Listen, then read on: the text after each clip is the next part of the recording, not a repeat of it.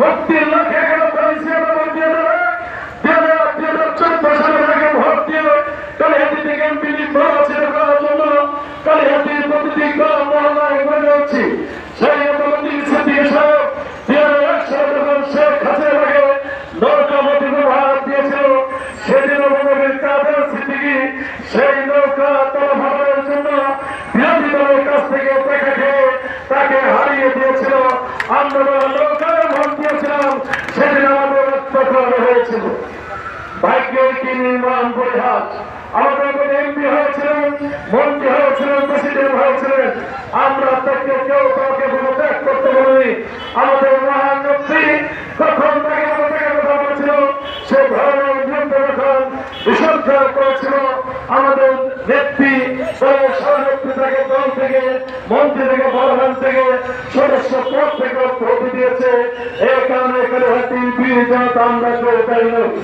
ভাই আমার দীর্ঘ 36 বছর রাজনীতি জীবনে কোনদিন দেখিনি আজকে তিনি এখানে প্রার্থী হয়ে আপনাদের কাছে এলাকা হিসেবে ভোট চাইতে এসেছে। আমরা নতুন সিদ্দিকী যে কয়েকটি নির্বাচন করেছে, সেই নির্বাচনে তার পক্ষে কাজ করছি। আজাদ সিদ্দিকী সাহেবরা তার প্রতিটি নির্বাচনে বিরোধিতা করেছে, এটাই বাস্তব সত্য।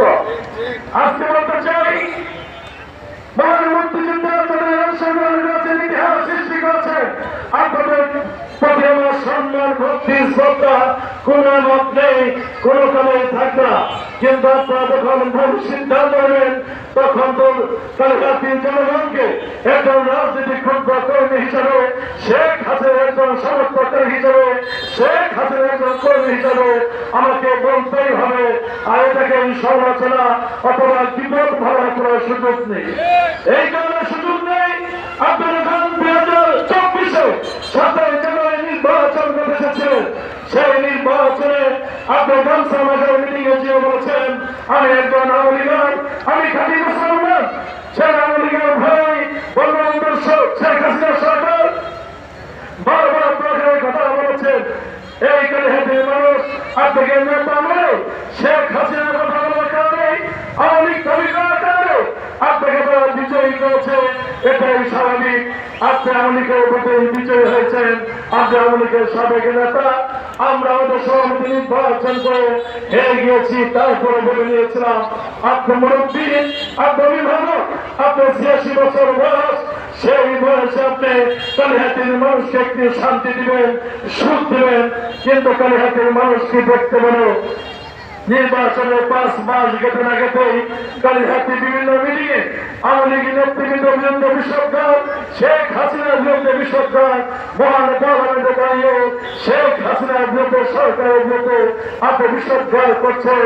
আজকে যদি আপনাকে জিজ্ঞাসা করি, হাসান ইমাম খান শহীদ হাজারীকে মনোনয়ন দিয়ে 2 এমপি বলেছে শেখ হাসিনা, সে উন্নয়ন করেছে শুধু শেখ হাসিনার সামনে দাঁড়িয়ে ওই মহান পার্লামেন্টে এই কালিহাতীর প্রতিটি গ্রাম, প্রতিটি রাস্তা, প্রতিটি বিল্ডিং, প্রতিটি বাজারের কথা শহীদ হাজারী বলেছে।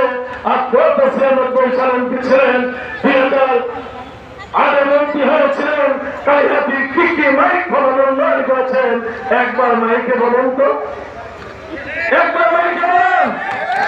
এখানে বিল্ডিং দাঁড়িয়ে রয়েছে, এই বাজার ভেঙে দেওয়া হয়েছিল, আর শহীদ হাজারী শেখ হাসিনার নেতৃত্বে এই বিল্ডিংটি করে দিয়েছে। ভাইয়া, এটাই তো আজকে আমাদের প্রাইমারি স্কুলে 4তলা 3তলা 5তলা বিল্ডিং হয়েছে।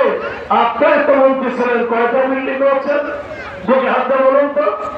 এই আতঙ্ক মাদ্রাসার সময় সমাজের থেকে ব্রিজ করেছিল, মানুষগুলো ভ্যান উঠতে পারে না, সেখানে একটি ব্রিজ হচ্ছে, সে ব্রিজটা 6 হাজারই করেছে।